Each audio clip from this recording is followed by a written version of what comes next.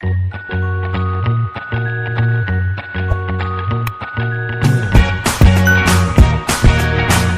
Student, welcome to नई classes. तो आज हम देखेंगे प्राइस इलास्टिसिटी ऑफ सप्लाई। तो प्राइस इलास्टिसिटी ऑफ सप्लाई का मतलब क्या, मतलब सबसे पहले हमने सप्लाई तो पढ़ा है, तो अब हम पढ़ेंगे कि सप्लाई में चेंज जो डिग्री में चेंज आता है, मतलब प्राइस में चेंज आने के कारण, मतलब छोटा सा भी अगर प्राइस में चेंज आ रहा है तो क्वांटिटी सप्लाई में कितना डिग्री चेंज आएगा, वो हम कहाँ से पता लगाएंगे। प्राइस इलास्टिसिटी ऑफ सप्लाई का फॉर्मूला है, उससे हमको पता लगेगा। तो हम सबसे पहले देखेंगे कि प्राइस इलास्टिसिटी ऑफ सप्लाई किसे करेंगे। So price elasticity of supply क्या है, it is a change in a degree. मतलब क्या, चेंज इन अ डिग्री, मतलब मैंने बताया कि प्राइस में चेंज आने के कारण क्वांटिटी सप्लाई में कितना चेंज आ रहा है, मतलब वो जो चेंज आता है उसका degree. It is a change in a degree of quantity supplied in response, मतलब किसके रिस्पॉन्स में, मैंने आपको बता दिया कि change in a degree of quantity supplied in response to change in a price of own commodity. मतलब क्या, अगर प्राइस में छोटा सा भी चेंज आएगा, अगर समझो कि प्राइस 10 रुपीज से बढ़ी, प्राइस फॉर एग्जांपल 10 रुपीज से बढ़ी और क्वांटिटी सप्लाई 100 से बढ़ी, तो ये जो चेंज आया वो कितना चेंज हुआ, उससे हमको क्या पता लगेगा। ये चेंज हुआ 10, तो ये 10 डिग्री का चेंज हुआ, मतलब 10 इलास्टिसिटी की क्या है, जो पर्टिकुलर गुड्स है उसकी इलास्टिसिटी है 10। तब मैं उसका फॉर्मूला आपको बताऊंगा। तो फॉर्मूला क्या है,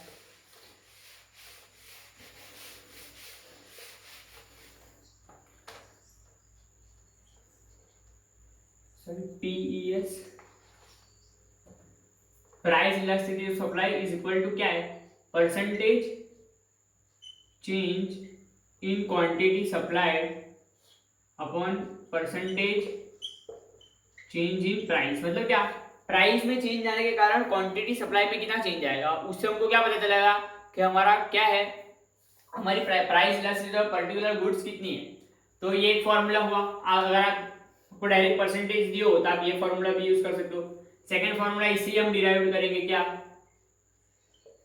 परसेंटेज चेंज। तो चेंज इन क्या है, change in quantity supplied upon change in price into P by Q. तो आप ये वाला फॉर्मूला भी यूज कर सकते हो, ये सेकंड फॉर्मूला।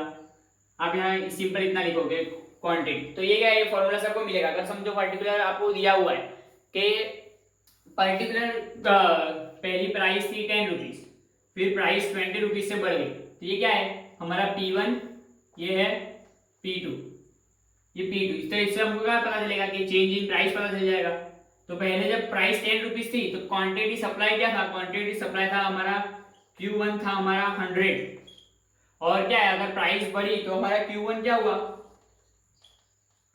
200, तो 200 Q1 हो गया। तो ये चेंज हमको पता चलेगा। तो इससे हमको क्या मिलेगा, डेल्टा। तो डेल्टा Q कैसे फाइंड करते हैं आपको पता ही है कि Q2 माइनस Q1, और डेल्टा P कैसे, P2 माइनस P1। तो ये आपका ये फॉर्मूला हो जाएगा। आप ये वाला फॉर्मूला भी यूज कर सकते हो, P इंटू क्यू। आप ये वाला फॉर्मूला भी यूज कर सकते हो अगर आपको क्या है डायरेक्ट चेंज की क्वांटिटी नहीं मिल रही, आपको इसमें से कोई फाइंड करना, तो आप ये वाला फॉर्मूला भी यूज कर सकते हो। तो ये क्या है, ये तीन फॉर्मूला है जिससे आप क्या कर सकते हो, price elasticity of supply find कर सकते हो। तो मैंने आपको बताया क्या, 10 रुपीज, तो इसमें चेंज क्या है 10 अपन, इसमें चेंज क्या है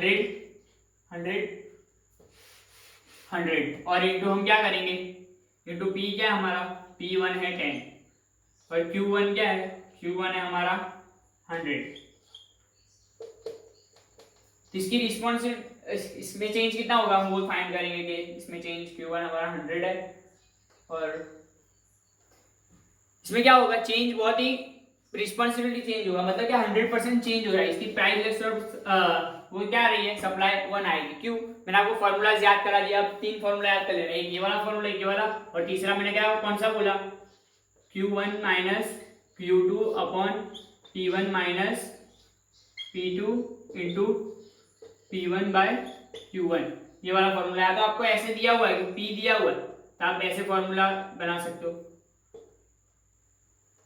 ये वाला फॉर्मूला याद कर लें। ये तीन फॉर्मूलाज है जिससे हम क्या फाइंड करेंगे, प्राइस इलास्टिसिटी ऑफ सप्लाई।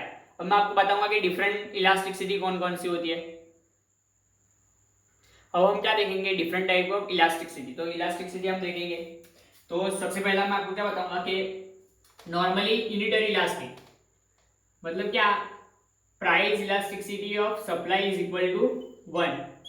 तो ये जब इलास्टिसिटी इज इक्वल टू 1 होगा तब ग्राफ कैसे होगा, तब ग्राफ कैसे होगा, सप्लाई का graph upward moving straight line होगा। क्या, upward moving left to right straight line, straight line है। इसमें क्या, इसमें ये क्या बता रहा है कि 1, तो मैंने आपको अभी एक एग्जांपल बताया था कि 10 रुपीज से 20 रुपीज प्राइस बढ़ी तो 100 रुपीज से 200 क्वांटिटी सप्लाई बढ़ गया। तो ये क्या था हमारा, इसका आंसर आ रहा था 1। तो ये इलास्टिसिटी इज इक्वल टू 1 हो रहा था।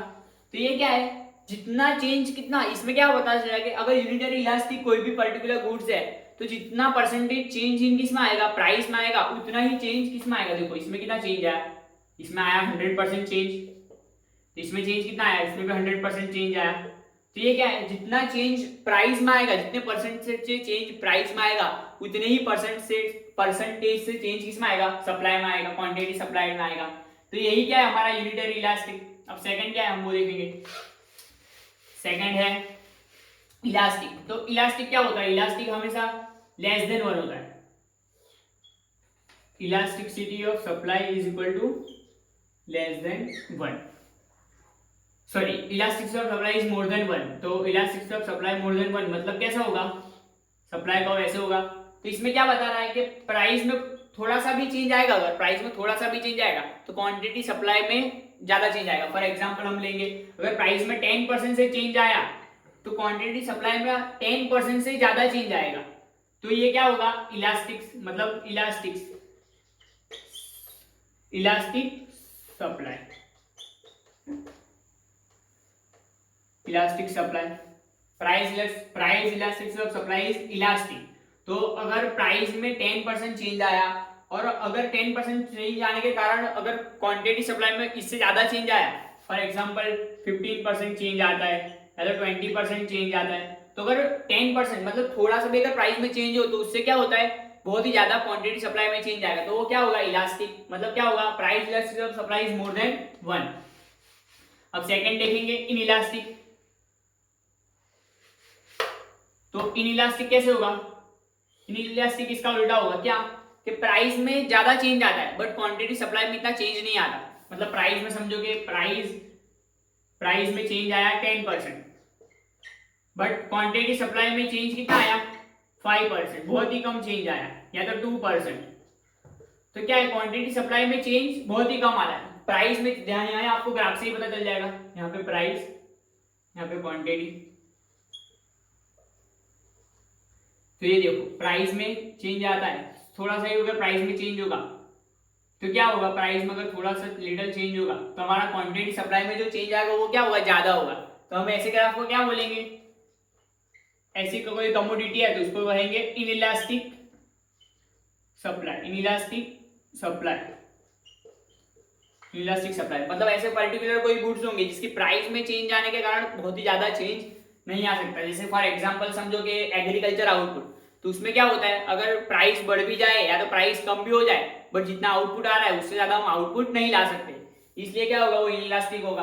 अब क्या है, अब और दो है कि आपको अगर याद नहीं रहता कि परफेक्टली इलास्टिक और परफेक्टली इनइलास्टिक। अब दो तरीके के कर्व है, perfectly elastic and perfectly elastic.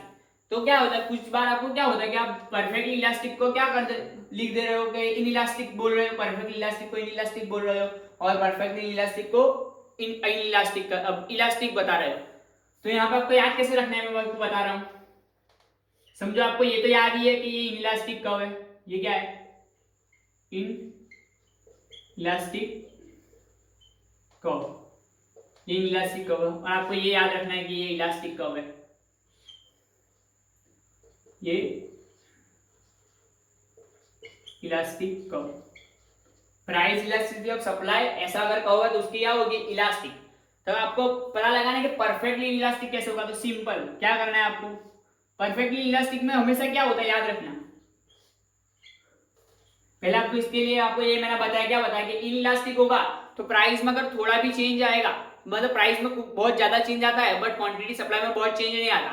तो परफेक्टली कब कहेंगे उसको, परफेक्टली प्राइस में कुछ भी चेंज आए बट क्या है क्वांटिटी सप्लाई कुछ भी चेंज नहीं होती, तो परफेक्टली इलास्टिक। तो ये परफेक्टली इलास्टिक का हो गया, तो ये होगा, तो इसकी इलास्टिसिटी क्या होगी, परफेक्टली इलास्टिक। तो हम इसको कहेंगे इसकी इलास्टिसिटी जीरो होगी, इसकी इलास्टिसिटी जीरो होगी। इसकी इलास्टिसिटी क्या मैंने बताई थी आपको, इलास्टिसिटी ये अगर ऐसा कर्व है तो इसकी इलास्टिसिटी कैसी होगी, इसकी मोर देन वन। क्या होगा, more than one. Price elasticity of supply is more than one अगर इन इलास्टिक है।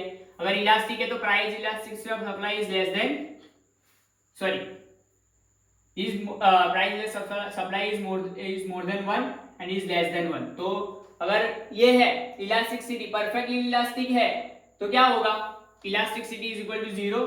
अगर परफेक्टली इनइलास्टिक है तो ये क्या है,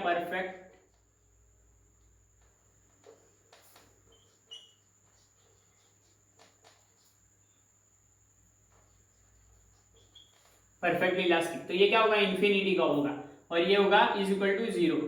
ये क्या है, इनइलास्टिक, परफेक्टली इलास्टिक। तो ये क्या थे, डिफरेंट टाइप्स के कर्व। मैं फिर से आपको एक बार बना के दिखा रहा हूँ कि कौन कौन से कर्व थे, आपको अच्छे से देख लेना है।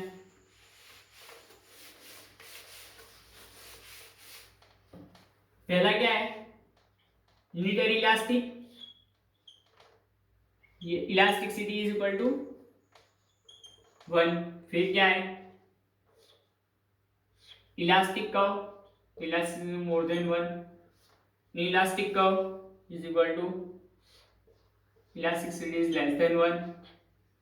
फिर क्या है, perfectly elastic, perfectly elastic is equal to elasticity is equal to zero and perfectly elastic and perfectly elastic का क्या होगा, elasticity is equal to infinity, elasticity is equal to infinity.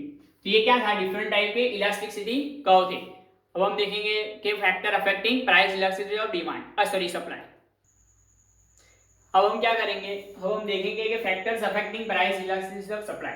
तो कौन कौन से फैक्टर्स है जो इलास्टिसिटी ऑफ सप्लाई को इंपैक्ट करते हैं, तो कौन कौन से हैं, नेचर ऑफ इनपुट। अब नेचर ऑफ इनपुट में समझो, for example nature of input है तो इजीली अवेलेबल, अगर कोई ऐसा इनपुट है जो इजीली अवेलेबल है, मतलब आसानी से मिल जा रहा है, तो अगर ऐसे हम इनपुट यूज कर रहे हैं, मतलब अगर कोई इजीली अवेलेबल इनपुट्स हम यूज कर रहे हैं, जैसे फॉर एग्जांपल समझो कि हमें कोई वुड्स का क्या बनाना है, कोई वुड की हमारी क्या है वो है, समझो कि हम टेबल और फर्नीचर सब बना रहे हैं। तो अगर फर्नीचर बनाए तो हमको हमारा इनपुट क्या है, वुड है। तो अभी हमको वुड क्या है, इजीली अवेलेबल है, इजीली क्या है, वुड अवेलेबल है। बट फॉर एग्जांपल ये कौन सा है, नॉर्मल वुड है, कोई भी हमको आसानी से मिल जा सकता है वो, ये कोई ऐसा वुड नहीं है कि जो आसानी से नहीं मिल सकता, नॉर्मल वुड है जिससे हम फर्नीचर्स बना दें। तो अगर इजीली अवेलेबल है तो उसका इलास्टिसिटी कैसी रहेगी, इलास्टिक रहेगी। और अगर इजीली नहीं अवेलेबल, कोई कौन सा, कोई रेयरेस्ट हम वुड यूज कर रहे हैं तो क्या होता है, इजीली अवेलेबल नहीं होता, जैसे कि टीक का वुड होता है वो क्या होता है, इजीली अवेलेबल नहीं होता। तो अगर हम ऐसा वुड यूज कर रहे हैं तो क्या होगा, वो ज्यादा से ज्यादा लॉन्ग टाइम पीरियड ले रहा है, तो क्या होगा, उसमें हमको आसानी से उतना वो वुड नहीं मिल सकता। तो इसलिए अगर ऐसा इनपुट है तो क्या होगा, उसकी सप्लाई की इलास्टिसिटी कैसी रहेगी, इनइलास्टिक। अब नेचर ऑफ कंस्ट्रेंट, अब यहाँ पे इस कंस्ट्रेंट का मतलब क्या है, लिमिटेशन। तो अगर नेचुरल लिमिटेशन है, फॉर एग्जांपल नेचुरल लिमिटेशन के फॉर एग्जांपल मैंने बोला कि एग्रीकल्चर आउटपुट हम ज्यादा से ज्यादा नहीं कर सकते, तो एग्रीकल्चर प्रोडक्ट है तो उसकी इलास्टिसिटी कैसी रहेगी, इनइलास्टिक। और अगर फॉर एग्जांपल ऐसे कोई इनपुट्स आउटपुट्स सॉरी ऐसे कोई गुड्स है जो क्या है नेचुरली हमको इजीली अवेलेबल है और हमको आसानी से हम कहीं से भी ज्यादा क्वांटिटीज में हमारे पास, तो उसकी इलास्टिसिटी कैसी रहेगी, इलास्टिक। अब रिस्क टेकिंग, अगर हम ज्यादा रिस्क ले रहे हैं क्या, कि हम ज्यादा आउटपुट करने का रिस्क ले रहे हैं, तो क्या होगा, इसकी इलास्टिसिटी क्या रहेगी, इलास्टिक। और अगर हम रिस्क नहीं ले रहे हैं, बहुत कम रिस्क ले रहे हैं, तो हमारा आउटपुट कम होगा, और आउटपुट कम होगा तो हमारा गुड्स की इलास्टिसिटी कैसी रहेगी, इनइलास्टिक। अब नेचर ऑफ कमोडिटी, अब कमोडिटी क्या है, दो तरीके की कमोडिटी के नेचर हो सकते हैं, क्या, पेरिसेबल, और पेरिसेबल का मतलब क्या है कि जल्दी से, मतलब कुछ ही दिन, जैसे कि मिल्क है, मिल्क क्या है, पेरिसेबल प्रोडक्ट है, तो क्या होता है कुछ ही दिन में खत्म हो जाएगा, मतलब कुछ ही दिन में क्या हो जाएगा, अगर यूज नहीं किया तो वो क्या होगा, खराब हो जाएगा, इसलिए क्या है उसको जल्दी से जल्दी यूज कर लेना चाहिए, पेरिसेबल प्रोडक्ट है। और ड्यूरेबल प्रोडक्ट, तो ड्यूरेबल प्रोडक्ट मतलब लॉन्ग टर्म तक हम यूज कर सकते हैं। तो पेरिसेबल प्रोडक्ट है तो उसकी इलास्टिसिटी कैसी रहेगी, नहीं इलास्टिक, और अगर ड्यूरेबल है तो क्या रहेगा, इलास्टिक रहेगी उसकी इलास्टिसिटी।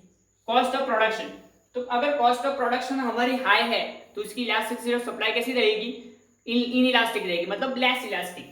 और अगर कॉस्ट ऑफ प्रोडक्शन हमारी ज्यादा है, बहुत ज्यादा हाई कॉस्ट ऑफ प्रोडक्शन है, मतलब हम एकदम तुरंत कॉस्ट बढ़ा नहीं सकते, इसलिए हम तुरंत सप्लाई बढ़ा नहीं सकते प्राइस में, अगर प्राइस हमको ज्यादा मिल रही है तो हम तुरंत के तुरंत सप्लाई बढ़ा नहीं सकते, तो हमारा इलास्टिसिटी कैसी रहेगी, अगर कॉस्ट ऑफ प्रोडक्शन हाई है तो हमारी इलास्टिसिटी रहेगी इन इलास्टिक, मतलब हमको तुरंत के तुरंत कॉस्ट हम नहीं वो कर सकते, मतलब प्रोडक्शन नहीं बढ़ा सकते। टाइम फैक्टर, अगर हमारा प्रोडक्शन ड्यूरेशन बहुत लंबा है, तो क्या होगा, हमारा इलास्टिक जो गुड्स है वो होगा इन इलास्टिक, और अगर प्रोडक्शन ड्यूरेशन हमारा बहुत कम है तो क्या होगा, हमारा गुड्स की इलास्टिसिटी कैसी रहेगी, सप्लाई इलास्टिसिटी वो रहेगी इलास्टिक।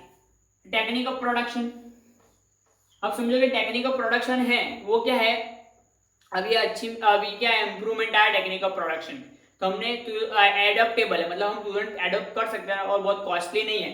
तो अगर वैसा गुड्स है जिसमें टेक्निक ऑफ प्रोडक्शन अच्छी से अच्छी आती रहती है, मतलब क्या है वो, उसका इलास्टिसिटी कैसी रहेगी, इलास्टिक, मतलब हमको कम कॉस्ट में हम ज्यादा प्रोडक्शन करेंगे तो उसके क्या रहेगी, इलास्टिक। और अगर टेक्निक ऑफ प्रोडक्शन अच्छी नहीं है हमारी तो क्या होगा, वो गुड्स पर्टिकुलर गुड्स के लिए वो इलास्टिक हो जाएगा। तो ये क्या था, factors affecting price elasticity of supply. तो हमने यहाँ पे क्या, नॉर्मली सभी हमने सप्लाई के बारे में पढ़ लिया, फिर सप्लाई के इलास्टिसिटी ऑफ सप्लाई भी पढ़ लिया, तो मतलब सप्लाई का पूरा हमारा यहाँ पे चैप्टर खत्म होता है।